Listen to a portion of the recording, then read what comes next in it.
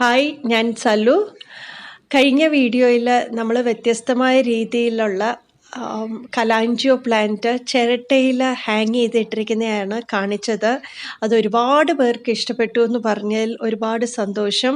കാണാത്തവരുണ്ടെങ്കിൽ കാണുക. അതുപോലെ തന്നെ ഇന്നത്തെ വീഡിയോ നമുക്ക് വേണ്ടി എല്ലാ കാര്യങ്ങളും പറഞ്ഞു തരുന്ന ജാൻസി മാഡമാണ്. 4 വ്യത്യസ്ത രീതിയിലുള്ള പ്ലാന്റ്സിനെ പറ്റിയാണ് പരിചയപ്പെടുത്തുന്നത്. നമ്മുടെ വീടുകളിൽ അത്ര കോമൺ അല്ലാത്ത കുറച്ച് പ്ലാന്റ്സിനെയാണ് പരിചയപ്പെടുത്തുന്നത്. അപ്പം ഈ വീഡിയോയുടെ അവസാനം വരെ കാണാൻ ശ്രമിക്കുക. ഒരു പൂന്തോട്ടം എന്ന് പറയുമ്പോൾ നമ്മുടെ മനസ്സിലേക്ക് ഏറ്റവും ആദ്യം നിറയെ പൂക്കളുണ്ടായി നിൽക്കുന്ന ഒരു പൂത്തുലഞ്ഞ് നിൽക്കുന്ന ഒരു തോട്ടം, ഒരു ചെടി എന്ന് പറയുമ്പോൾ പെട്ടെന്ന് പൂക്കളുണ്ടാകുന്ന ചെടി എന്നാണ് നമ്മുടെ മനസ്സിലേക്ക് വരിക. പക്ഷേ ഇപ്പോൾ നമ്മുടെ തോട്ടത്തിൽ പല തോട്ടങ്ങളിലും പൂക്കളേക്കാളും ഭംഗിയുള്ള ഇലച്ചെടികൾ സ്ഥാനം പിടിച്ചു കഴിഞ്ഞു. പൂക്കളെ വെല്ലുന്ന തരത്തിലുള്ള, അതിലും നല്ല കളർഫുള്ളായിട്ടുള്ള ഇലകളോട് കൂടിയിട്ടുള്ള പല വെറൈറ്റി ചെടികൾ, ഇലച്ചെടികളുണ്ട്. പക്ഷേ എന്താണോ, എനിക്ക് പൂച്ചെടികളോടാണ് എപ്പോഴും ഇഷ്ടം എനിക്കുണ്ടായിരുന്നത്. എന്നാൽ ഇന്ന് ഞാൻ ഏറ്റവും കൂടുതൽ ഇഷ്ടപ്പെട്ട ഒരു ഇലച്ചെടിയെ നിങ്ങൾക്ക് പരിചയപ്പെടുത്താണ്. അത് വേറൊന്നുമല്ല, ഈ ചെടിയാണ്. ഇത് ബാസ്ക്കറ്റ് പ്ലാന്റ് എന്ന് പറയും, അല്ലെങ്കിൽ നമ്മുടെ ശാസ്ത്രീയ നാമം കലാസിയ ഫ്രാഗ്രൻസ്. നെറ്റിൽ സെർച്ച് ചെയ്തിട്ട് ഞാൻ കണ്ടതാണ് ആ പേര്. ഞാനിത് വളരെ അവിചാരിതമായിട്ട് ഒരു കോൺവെൻറ്റിൽ നിന്ന് എനിക്ക് കിട്ടിയ ഒരു ചെടിയാണ് കേട്ടതോ. എനിക്കിതിന് മുമ്പ് എൻ്റെ കയ്യിൽ ഇത് വന്നിരുന്നുവെങ്കിലും, ഒരു വർഷം മുമ്പൊക്കെ എനിക്കിത് എൻ്റെ കയ്യിൽ വന്നെങ്കിലും ഞാൻ ഇത്രയല്ലേ ഭംഗിയുള്ളൂ, ഇതിൽ നല്ലത് പൂച്ചെടിയാണല്ലോ എന്ന് ഓർത്ത് ഞാൻ അത് അത്ര കെയർ ചെയ്തില്ല. പക്ഷേ ഇതുപോലെ നട്ട് ഇതിൻ്റെ പ്രത്യേകത കണ്ടു കഴിഞ്ഞാൽ നമ്മളിത് എവിടെ കണ്ടാലും നമ്മൾ സ്വന്തമാക്കാൻ നമുക്ക് തോന്നും. ഹാങ് ചെയ്തും ഇതുപോലെ ബാസ്ക്കറ്റിലും ഇത് നടാവുന്നതേ ഉള്ളൂ. ഇതിൻ്റെ പ്രത്യേകത ഞാൻ പറയാം. ഇതിൻ്റെ ഓരോ തണ്ടിൻ്റെ മുകളിൽ നിന്ന് കണ്ടോ, നീണ്ട ഒരു തണ്ട് താഴത്തേക്ക് വന്നിരിക്കുന്നത്. അത് വന്നിരിക്കുന്നത് മാത്രമല്ല, അതിൻ്റെ ഹാങ് ചെയ്ത് അതിൻ്റെ അതിൻ്റെ കൂമ്പിലായിട്ട് ഇതേപോലെ പൂക്കളുടെ ആകൃതിയിൽ ഇലകൾ വന്ന് ഒരു റോസാപ്പൂവിൻ്റെ ഷേപ്പിൽ വന്നിരിക്കുകയാണ്. ഇതാണ് എന്നെ ഏറ്റവും കൂടുതൽ ആകർഷിച്ചത്. ഇത് ആ കോൺവെൻറ്റിൽ വളരെ ഭംഗിയായിട്ട് അവർ നട്ടുവെച്ചിട്ടുണ്ടായിരുന്നു. ഇതുപോലെ തൂങ്ങി ഓരോ ചുറ്റിലും ഇതുപോലെ കിടക്കുന്നത് കണ്ടപ്പോഴാണ് എനിക്ക് ഏറ്റവും കൂടുതൽ ഒരു പ്രത്യേകത തോന്നിയത്, ഇഷ്ടം തോന്നിയത്.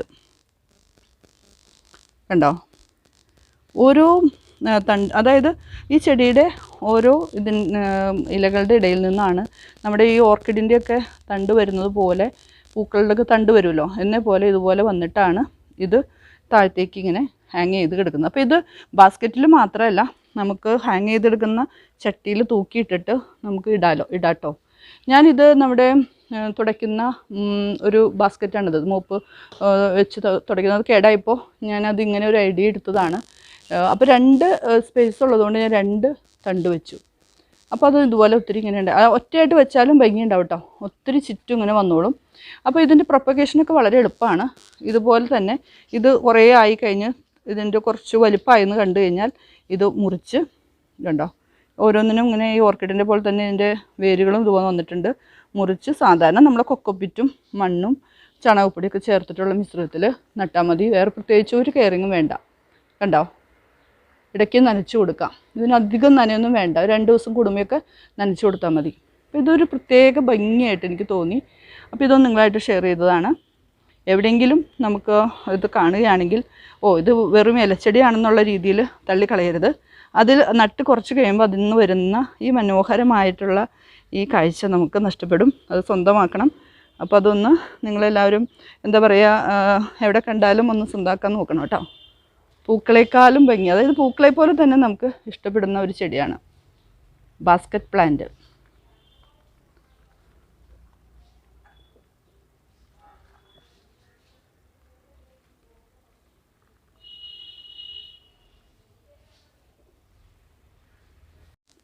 ഇത് ക്യാറ്റ് ക്ലോ എന്ന് പറയുന്ന ഒരു മഞ്ഞ കളറിൽ പൂവുണ്ടാവുന്ന ചെടിയാട്ടോ. ഇത് നിങ്ങൾ കണ്ടു കാണും. ഒത്തിരി മതിലിൻ്റെ സൈഡിലും മറ്റ് കാട് പിടിച്ച് എടുക്കുന്ന ഏരിയയിലൊക്കെ ഇത് ഒത്തിരി പടർന്ന് കയറി പൂവുണ്ടാവുന്ന ഒരു ചെടിയാട്ടോ. പക്ഷെ ഞാൻ ഇതൊരു വേറൊരു ഐഡിയയിൽ നട്ടു. ഇതിൻ്റെ പൂക്കൾക്ക് നല്ല ഭംഗിയാണ്. ഒത്തിരി പൂക്കളുണ്ടായി നിൽക്കുന്നതുകൊണ്ട് മഞ്ഞ കളറിൽ ഒരുമിച്ച് നിൽക്കുന്നതാണ് നല്ല ഭംഗി. നിങ്ങൾ കണ്ടു കാണും. അപ്പോൾ ഞാനിതൊരു ഐഡിയ ചെയ്തതാണ്. നിങ്ങളുടെ വീട്ടിൽ ഇതുപോലെ വല്ല ബാസ്ക്കറ്റോ അള്ളിയുടെ വല്ല കൂടയോ അല്ലെങ്കിൽ നമ്മുടെ പണ്ടത്തെ ഏതെങ്കിലും കൊട്ടകൾ അങ്ങനത്തെ എന്തെങ്കിലുമൊക്കെ നമ്മുടെ വീട്ടിൽ കളഞ്ഞിട്ടുണ്ടെങ്കിൽ ഇതുപോലെ ഒന്നും നിങ്ങൾ ചെയ്ത് നോക്കണം കേട്ടോ. ഇത് പൂവായി വരുന്നേ ഉള്ളൂ. ഞാൻ അതിന് മുമ്പ് തന്നെ ഒരു വീഡിയോ എടുത്തതാണ്. കാരണം ഇത് പൂവായി വരുമ്പോഴേക്കും ഇതിൻ്റെ നടന്ന സീസണൊക്കെ കഴിഞ്ഞു പോയാലോ. അപ്പോൾ അതുകൊണ്ട് ഞാൻ എടുത്തതാണ്. ഇത് ചെറിയ മുട്ടിൻ്റെ ഒരു ഇതൊക്കെ വരുന്നുണ്ട്. അപ്പോൾ ഞാൻ പൂവുണ്ടായത് നിങ്ങൾക്ക് പിന്നീട് ഞാനത് ഷെയർ ചെയ്തോളാം. അപ്പോൾ ഈ കാറ്റ്ക്ലോ എന്ന് പറയുന്ന ചെടി വെറുതെ മതിലിലും കാട്ടിലൊക്കെ ഉണ്ടായി നിൽക്കുന്നതിലും കുറച്ചും കൂടി നല്ല ഭംഗിയായിട്ട് നമ്മുടെ പൂന്തോട്ടത്തിലേക്ക് ഇതുപോലെ സെറ്റ് ചെയ്ത് വെക്കാം. ഒരു വലിയ ചട്ടിയിൽ ഇത് നട്ട് അത് ഇതുപോലെ ഏതെങ്കിലും ഒരു കമ്പിയോ എന്തെങ്കിലും ഉപയോഗിച്ച് ഒന്ന് മുകളിലേക്ക് കയറ് ഉപയോഗിച്ച് പടർത്തി ഇതുപോലെ കൂടകളുടെ മുകളിൽ ആ ഷേപ്പിൽ തന്നെ നമുക്ക് കിട്ടും. ഇതിപ്പോൾ ആ ഷേപ്പിലായി വരുന്നുണ്ട്. അപ്പോൾ ആ ഷേപ്പിൽ തന്നെ നമുക്കിത് കിട്ടും. അപ്പോൾ ഈ ചെടി നിങ്ങൾ എന്താ പറയുക, ഒത്തിരി വീടുകളിൽ മതിലിൻ്റെ സൈഡിലെവിടെയൊക്കെ നമ്മൾ കണ്ടിട്ടുണ്ട്. അവിടെ നിന്ന് ഒരു കഷ്ണം, ഒരു ചെറിയ തണ്ട് വാങ്ങിച്ച് നമ്മളത് നട്ട് അതേപോലെ എടുത്താൽ ഇപ്പോൾ കുറച്ചും കൂടി ദിവസം കഴിഞ്ഞ് എനിക്ക് തോന്നുന്നത് നിറയെ പൂവാകുമെന്ന് തോന്നുന്നുണ്ട്. ചെറിയ മുട്ടുകൾ വരുന്ന പോലെയൊക്കെ ഉള്ളൊരു ഇത് വരുന്നുണ്ട് കേട്ടോ. അപ്പോൾ സീസൺ ആകുമ്പോഴേക്കും പൂവാകും എന്ന് വിചാരിക്കുന്നു. അപ്പോൾ ഈ ഒരു രീതിയിൽ ഞാൻ നട്ടതും കൂടി നിങ്ങൾക്ക് അതൊന്ന് ഷെയർ ചെയ്തതാണ്. കാറ്റ്ക്ലോ കണ്ടോ, ഇതുപോലെ പടർന്ന് ഇതൊക്കെ ഒരു പ്രത്യേകത എന്താണെന്ന് വെച്ചാൽ ഇത് കണ്ടോ, ഇത് ജസ്റ്റ് എവിടെയെങ്കിലും ഒന്ന് തൊട്ട് വെച്ചാൽ മതി, അതൊന്ന് കയറി പിടിക്കും. ഭയങ്കര ടൈറ്റായിട്ട് അതൊന്ന് കയറി പിടിക്കും. പിന്നെ നമ്മളിങ്ങനെ ഇളക്കിയെടുത്താലാണ് അത് കിട്ടുള്ളൂ. പെട്ടെന്ന് അതിന് ഒരു ചുമര് വേണം അല്ല എന്തെങ്കിലും നൈസായിട്ടുള്ള പ്രതലമായാലും അവയിൽ അള്ളി പിടിച്ചത് ഇരുന്നോളും. അപ്പോൾ നമുക്ക് ഇതേപോലെ കൂടെ തന്നെ വേണമെന്നില്ല. നമുക്ക് ഏതെങ്കിലും നല്ലൊരു ഏരിയ നമുക്ക് ഇതിന് വേണ്ടി കണ്ടെത്തിയിട്ട് ഇതേപോലത്തെ ചെടി നട്ടാൽ പൂക്കൾ ഒത്തിരി ഉണ്ടായി നിൽക്കണ കാണുമ്പോൾ നല്ല ഭംഗിയായിരിക്കും. കാറ്റ്ക്ലോ ഒന്ന് പരീക്ഷിച്ചോളൂ.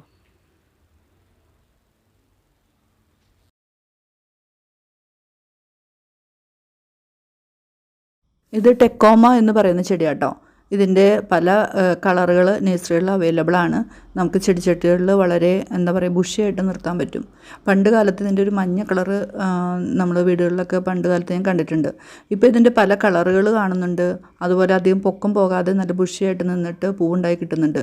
അപ്പോൾ ബുഷിയായിട്ട് നിൽക്കാൻ നമ്മൾ ചെയ്യേണ്ടതെന്ന് വെച്ചാൽ പൂവുണ്ടായി കഴിഞ്ഞ് കഴിഞ്ഞാൽ ആ കൊമ്പ് ആ പൂ കൊഴിഞ്ഞ് കഴിഞ്ഞ് കഴിയുമ്പോൾ ആ കൊമ്പ് ഒന്ന് പ്രൂൺ ചെയ്ത് നിർത്തി. അതിപ്പോൾ വേറെ ഇലകൾ പൊട്ടി കൂമ്പുകൾ വന്നാൽ ഓരോ കൂമ്പിലുമാണ് ഇതിൻ്റെ മുട്ടുണ്ടാവുന്നത്.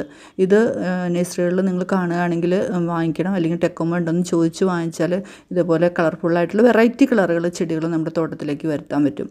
അപ്പോൾ നിങ്ങളതൊന്ന് ട്രൈ ചെയ്യണം. ഇതിന് വേറെ പ്രത്യേകിച്ച് കെയറിംഗ് ഒന്നും വേണ്ട. നമ്മുടെ മണ്ണും ചാണകപ്പൊടിയും കൊക്കോപ്പീറ്റും ചേർന്ന മിശ്രിതത്തിൽ എല്ലുപൊടിയും അതുപോലെ വേപ്പിൻ പിണ്ണാക്കൊക്കെ ചേർത്ത് ആ പോട്ടി മിശ്രിതത്തിലേക്ക് ഈ ചെടി നട്ടാൽ മതി കേട്ടോ. ഇതിൻ്റെ കമ്പും നമുക്ക് നട്ടുപിടിപ്പിക്കാവുന്നതേ ഉള്ളൂ. തണൽ ഏരിയകളിൽ കവറിൽ നട്ടുപിടിപ്പിച്ചിട്ട് നമുക്ക് ചട്ടികളിലേക്ക് മാറ്റാം. അപ്പോൾ ഈ ടെക്കോമയെ കൂടി നിങ്ങൾക്ക് പരിചയപ്പെടുത്തുന്നു. ബൗൺ പ്ലാന്റ് അല്ലെങ്കിൽ ബൗൺ വൈൻ എന്ന് പറയുന്നൊരു ചെടിയാണിത്. ഇത് ഞാനിതുപോലെ നഴ്സറിയിൽ ഇതിൻ്റെ പൂവിൻ്റെ ഭംഗി കണ്ടിട്ടാണ് ഞാനിത് വാങ്ങിയത്.